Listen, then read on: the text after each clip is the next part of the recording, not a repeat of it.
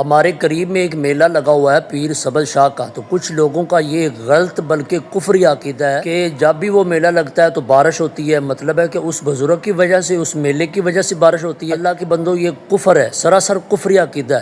صحیح بخاری کی حدیث آپ کے سامنے رکھتا ہوں۔ صحابہ فرماتے ہیں کہ ایک رات بارش ہوئی، اگلے دن فجر کے بعد نبی پاک نے فرمایا کہ اس بارش کی وجہ سے کچھ لوگ ایماندار ہو گئے اور کچھ لوگ کافر ہو گئے۔ وہ کیسے؟ کہ آپ نے فرمایا، انہوں نے کہا مطرنا بفضل اللہ ورحمتہ، کہ بارش اللہ تعالیٰ کی رحمت کے ساتھ ہوئی ہے، اللہ کے حکم کے ساتھ ہوئی ہے، تو وہ تو اللہ تعالیٰ پہ ایمان لائے۔